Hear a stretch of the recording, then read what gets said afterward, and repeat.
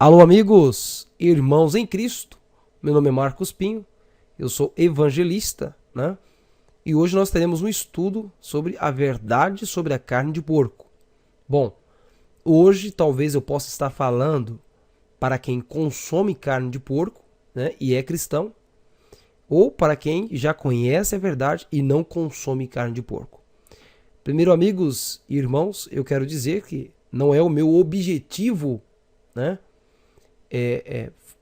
empurrar essa doutrina em você. Não é o meu objetivo descê-la goela abaixo. Não é o meu desejo. O meu desejo é mostrar o amor de Deus e, através dos seus mandamentos, para que o ser humano tenha alegria, saúde e felicidade. Bom, a nossa o nosso primeiro tema aqui é sobre o amor de Deus, né?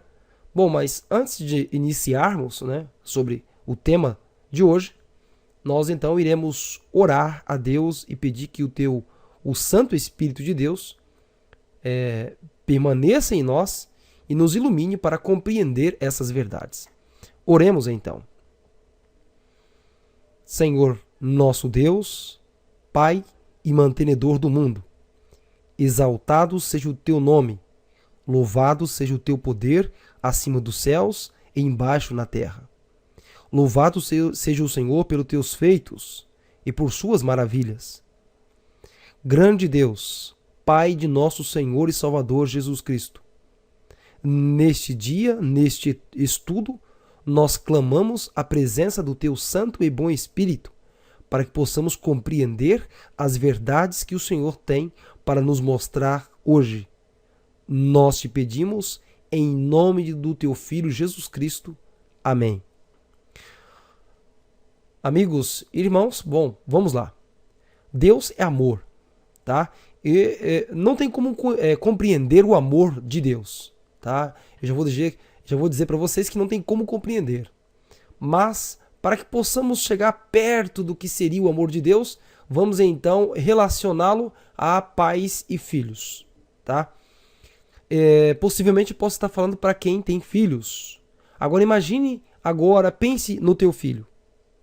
Pense aí. E se você não tem filho, imagine o amor do seu pai, da sua mãe por você. Se você que tem filho perceber que um alimento não faz bem ao corpo do teu filho, você recomendaria que ele comesse? Ou ficaria inerte e não diria nada ao seu filho? Ou escreveria uma carta e diria ao seu filho que tal alimento não pode ser comido? E se você tivesse esquecido sobre a mesa uma comida envenenada, você rapidamente ligaria para o seu filho ou voltaria para tirá-lo dali? Bom, a verdade é que você faria de tudo para que o seu filho não comesse. Pois Deus fez a mesma coisa. A Bíblia é um livro repleto de informações de amor, e Deus colocou dentro da Bíblia informações quanto ao corpo do ser humano, o que deveríamos ou não comer. E Deus fez isso por amor, né? Deus criou o nosso corpo, Ele que nos fez, então Ele conhece todas as coisas. Deus sabe o que é bom e o que não é bom para o ser humano.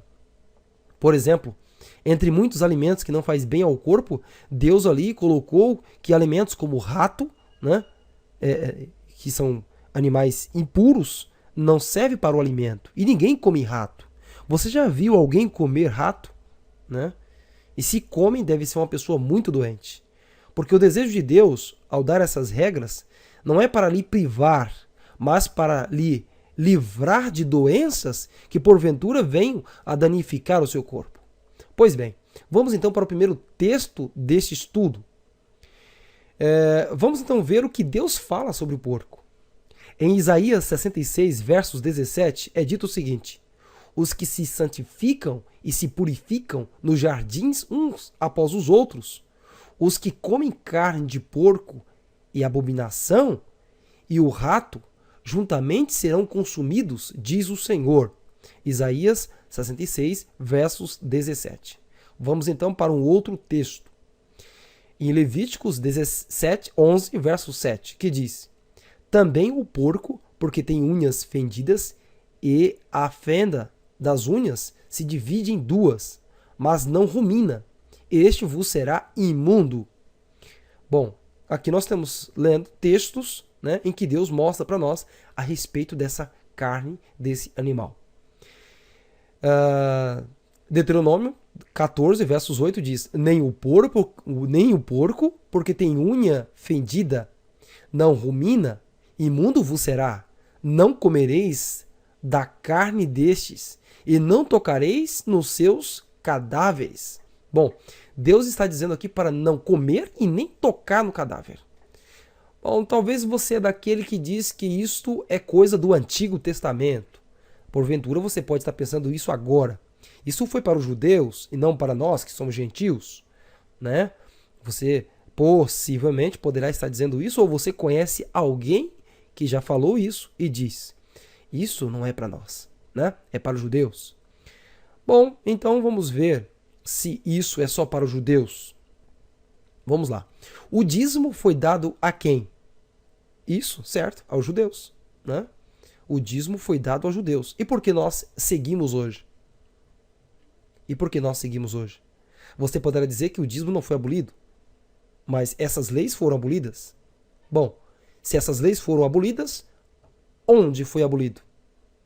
Aonde está escrito na Bíblia? Mostre-nos um só ponto na Bíblia que diz que poderá comer carne de porco, né? Bendito isto. Ou dizendo que Deus aboliu essa lei. Aonde está escrito? Bom, eu também sei que Deus diz que não pode comer urubu.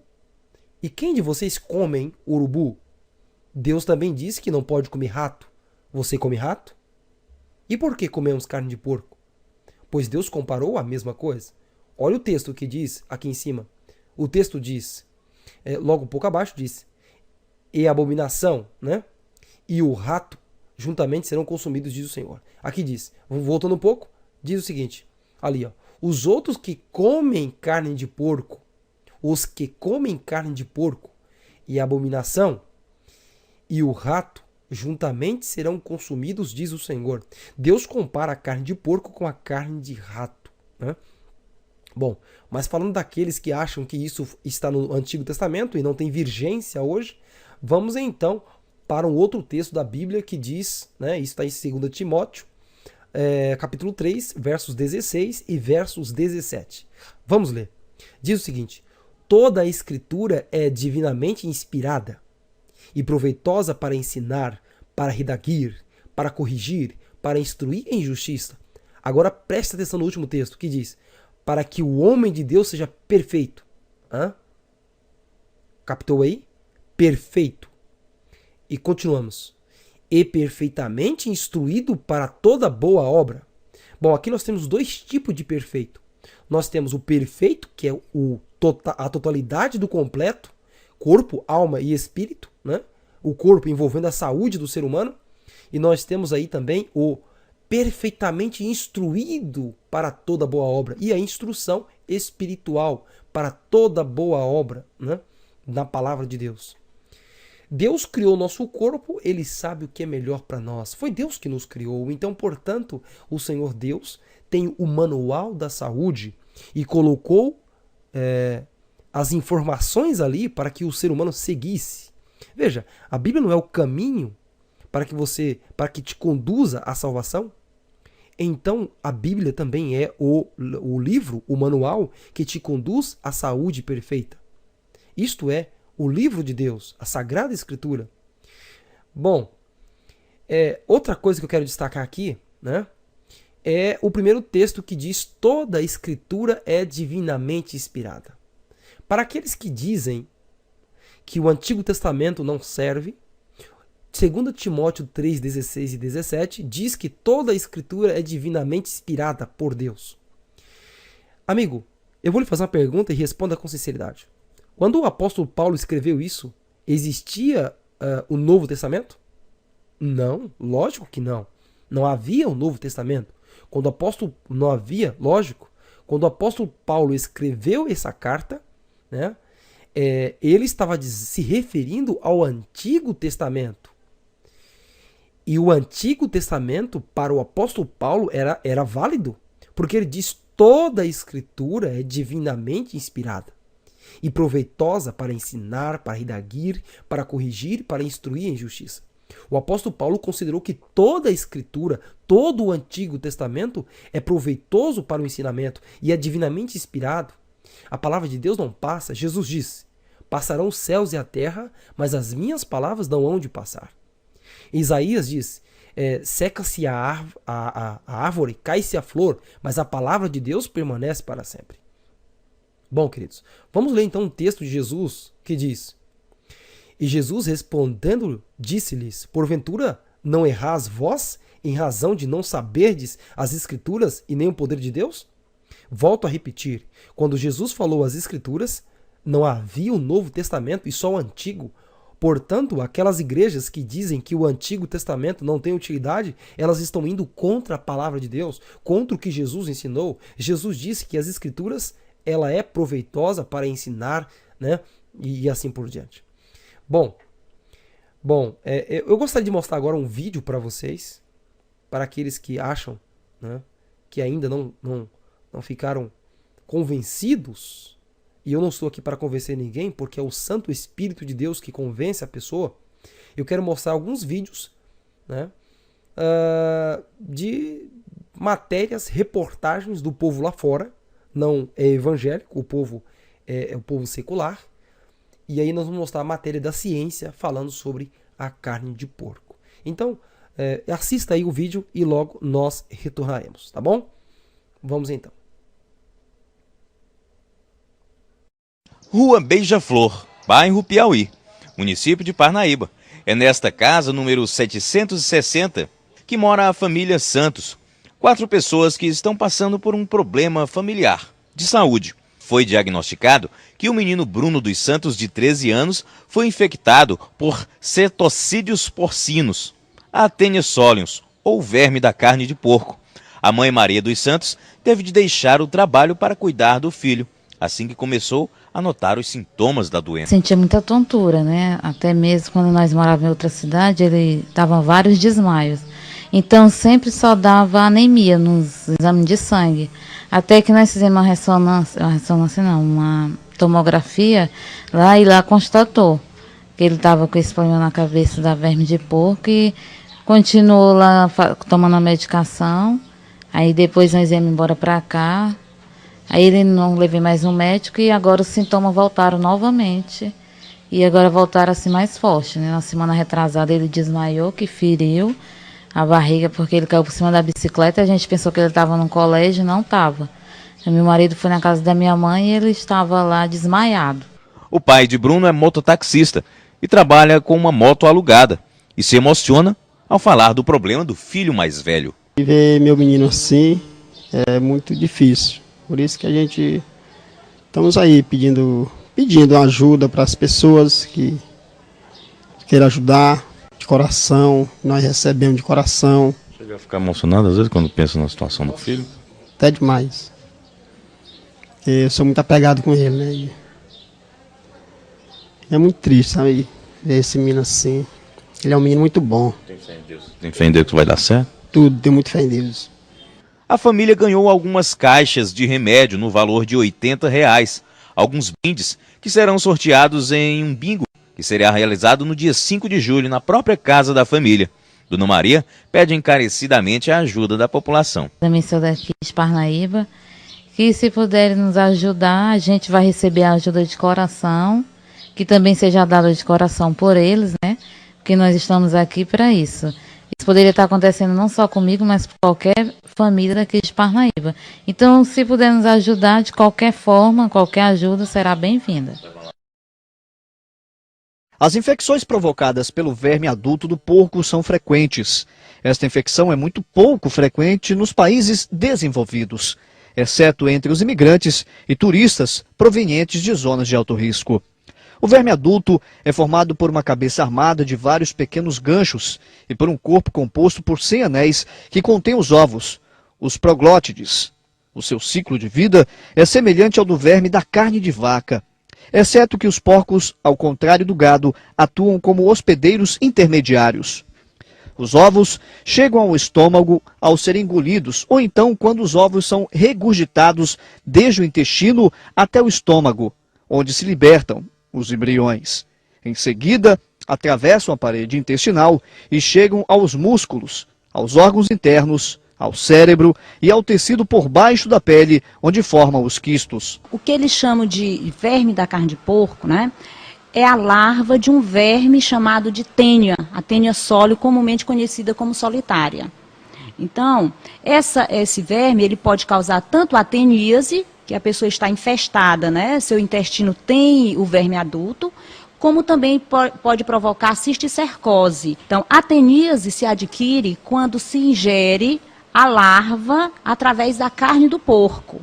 E a cisticercose quando se ingere os ovos através, geralmente, de frutas, verduras, alimentos contaminados com ovos. Então, só ingerindo ovos é que se pode ficar com a cisticercose ou neurocisticercose. Ingerindo a carne do porco, você vai ficar com o verme adulto no intestino.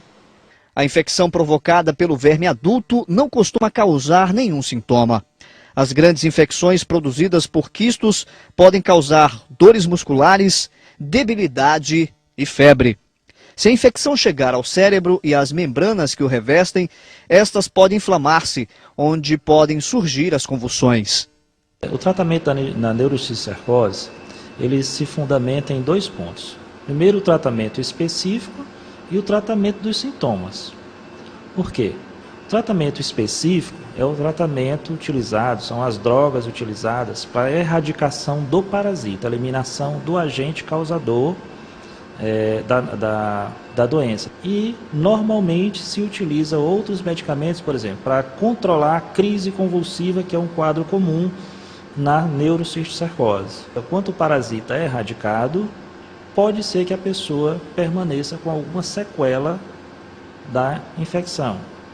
Tá? E aí a pessoa vai ter que permanentemente ficar usando medicamentos específicos para o controle daquele sintoma.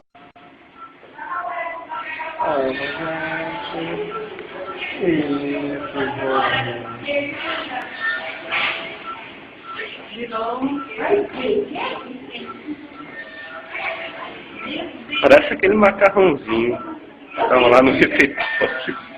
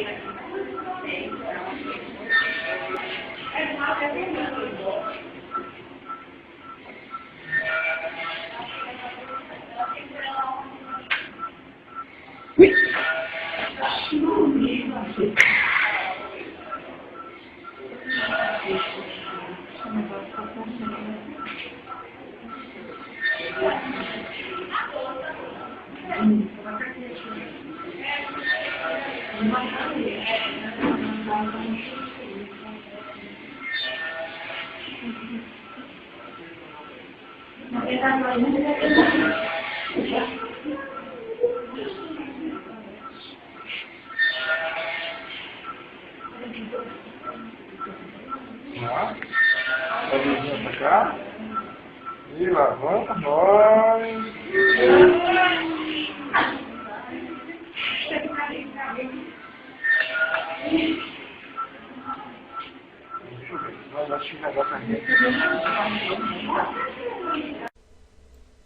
Bom, amigos, retornando aqui, né? Vocês acabaram de assistir aí alguns vídeos sobre a carne de porco, ficaram chocados. Vocês viram aí algumas coisas que realmente me chocou também, né? Mas essa é a realidade. Isto é o real. Deus diz para não comer carne de porco porque Ele sabe da saúde. Deus sabe muito bem, foi Ele que criou o corpo do ser humano, Ele sabe o que é melhor para nós. Mas eu quero mostrar um texto aqui muito usado por aqueles que dizem que pode comer porque Deus purificou a carne de porco, né? quero ler com vocês aqui um texto que está em Atos, capítulo 10, muito usado pelas pessoas. Também tem um livro de Coríntios, que fala que devem estar no mercado, comer de tudo porque ele vai de consciência. Mas ali está falando sobre o sacrifício de animais, né? Que as pessoas não podiam comer carne sacrificada. E lá não está falando sobre porco, né? Porque os judeus não comiam carne de porco. Bom, vamos então voltar aqui a Atos, capítulo 10. Vamos então ler todo o texto para que possamos compreender o contexto. Não vamos ler só um texto isolado. Porque se fôssemos ler um texto isolado, aí seria complicado. Mas vamos ler o completo. Bom, queremos agora pedir permissão a Jesus Cristo para que possamos ler as Sagradas Escrituras. Nós já oramos, então vamos aqui ler através do Bíblia Online virtual aqui mesmo e vamos compreender o texto, né? Vamos ler então. E aqui diz o seguinte, leia comigo, né? Havia em Cesareia um homem chamado Cornélio. Quem era Cornélio? Era um centurião do regime conhecido como italiano. Cornélio era um gentil, tá? Era um gentil. Ele e toda a sua família eram piedosos e tementes a Deus. Dava muitas esmolas ao povo e orava continuamente a Deus. Certo dia, por volta das 3 horas da tarde, ele teve uma visão. Olha só, Estevão aqui tendo uma visão. Viu claramente um anjo de Deus que se aproximava dele e dizia: Cornélio. Atemorizado, Cornélio olhou para ele e perguntou: Que é, Senhor? O anjo respondeu: Suas orações e esmolas subiram como oferta memorial diante de Deus. Agora mande alguns homens a Jope para trazerem um certo Simão, também conhecido como Pedro. Bom, Pedro era judeu. Cornélio, né, era gentil. Pedro geralmente não pregava, ou seja, nunca pregava para gentil. Mas vamos lá. Que está hospedado na casa de Simão, o curtidor de couro, que fica perto do mar. Depois que o anjo lhe falou, se foi. Cornélio chamou 2 dos seus servos e um soldado piedoso dentre os seus auxiliares. E, contando-lhes tudo o que tinha acontecido, viajou-os a Jope. No dia seguinte, por volta do meio-dia, enquanto eles viajavam e se aproximavam da cidade, Pedro subiu ao terraço para orar. Observe aqui, eles estavam já próximos da cidade. Então Pedro subiu ao terraço para orar. Tendo fome, Pedro, lógico, queria comer. Enquanto a refeição estava sendo preparada, caiu em êxtase. Viu o céu aberto e algo semelhante a um grande lençol que descia à terra, preso pelas 4 pontas, contendo toda espécie de quadrúpedes, bem como de répteis da terra e aves do céu. Bom, Pedro então viu o lençol, e nesse que parecia um lençol, havia toda espécie de quadrúpedes, bem como répteis da terra e aves do céu. Então uma voz lhe disse: Levanta-te, Pedro, mata e come. Observe que Pedro então tem uma visão, e nessa visão uma voz diz para ele: Levante-se, Pedro, mate e coma. Mas Pedro respondeu: De modo nenhum, Senhor, jamais comi algo impuro ou imundo. Pedro era um conhecedor. E aqui eu quero destacar algo para vocês. Olha só, Pedro era um conhecedor da lei do Senhor. Pedro sabia que não podia comer animais impuros. Veja, Jesus andou com Pedro, Pedro andou com Jesus, e se Jesus havia ensinado que de tudo pudesse comer, então por que Pedro continuou a desobedecer a Jesus? Porque Pedro não voltou a comer carne, não continuou, ou seja, não comeu carne de porco. Por quê? Me responda isso. Veja, Pedro andava com Jesus. Jesus ensinou para Pedro. Pedro era obediente a Jesus. É tanto que ele morreu numa cruz, pendurado de cabeça para baixo. Então por que Pedro não comeu carne de porco? Pedro então retrucou a voz que dizia a ele. Ele disse: De modo nenhum, Senhor, jamais comi algo impuro ou imundo. Continuamos. A voz lhe falou pela segunda vez: Não chame impuro ao que Deus purificou. Veja, quando foi que Deus purificou os animais impuros? Dava para entender essa visão? Pedro então ficou confuso. Isso aconteceu 3 vezes e em seguida o lençol foi recolhido ao céu. Enquanto Pedro estava refletindo no significado da visão, observe que Pedro estava refletindo no significado da visão. Então Pedro entendia que aquilo que o Senhor mostrou não era aquilo de fato. E Pedro, ele estava refletindo o que isso significa, tá? Vamos lá, então Pedro não sabia o que significava, ele estava refletindo. Continuamos então. Os homens enviados por Cornélio descobriram onde era a casa de Simão e chegaram à porta. Chamando, perguntaram se ali estava hospedado Simão, reconhecido como Pedro. Enquanto Pedro ainda estava pensando na visão, observe que Pedro ainda pensava na visão. O Espírito lhe disse: Simão, 3 homens estão procurando por você. Portanto, levante-se e desça. Não hesite em ir com eles, pois eu os enviei. Pedro desceu e disse aos homens: Eu sou quem vocês estão procurando. Por que motivo vieram? Os homens responderam: Viemos da parte do centurião Cornélio, e ele é um homem justo e temente a Deus, respeitado por todo o povo judeu. Um santo anjo lhe disse que o chamasse à sua casa para que ele ouça o que você tem para dizer. Pedro os convidou para entrar e os hospedou No dia seguinte, Pedro partiu com eles e alguns dos irmãos de Jope o acompanharam. Continuamos a ler. No outro dia chegaram a Cesareia. Cornélio os esperava com os seus parentes e amigos mais íntimos que tinham convidado. Quando Pedro ia entrar na casa de Cornélio, dirigiu-se a ele, Cornélio dirigiu-se a ele e prostrou-se sobre os seus pés, adorando-o. Mas Pedro o fez levantar-se, dizendo: Levante-se, eu sou homem como você. Bom, continuando. Conversando com ele, Pedro entrou e Cornélio ali... vamos lá. Conversando com ele, Pedro entrou e encontrou ali reunidas muitas pessoas. E disse: Vocês sabem muito bem que é contra a nossa lei um judeu associar-se a um gentil. Observe aqui agora. Pedro era judeu e a certa lei dizia que um judeu não podia associar-se a um gentil. Essa lei era uma lei civil, né? Então, o gentil, que era Cornélio e os outros, ou mesmo visitá-los. Mas olha só o que Pedro diz agora. Mas Deus me mostrou que eu não deveria chamar de impuro ou imundo a homem nenhum. Então Pedro agora entendeu. Ele diz: mas Deus me mostrou. Deus me mostrou. Pedro teve aquela visão e ele não entendeu. Mas Pedro agora estava entendendo. E ele diz: mas Deus me mostrou que eu não deveria chamar impuro ou imundo o homem, a homem nenhum. Por isso, quando fui procurado, vim sem qualquer objeção. Posso perguntar por que vocês me mandaram buscar? Veja, ele diz: por isso, quando fui procurado, vim sem qualquer objeção. Então, Pedro já estava entendendo aquela visão no momento em que foi procurado por gentios. E quando ele entra na porta, ele diz, olha só o que ele diz: mas Deus me mostrou. Pedro estava se referindo à visão que ele teve.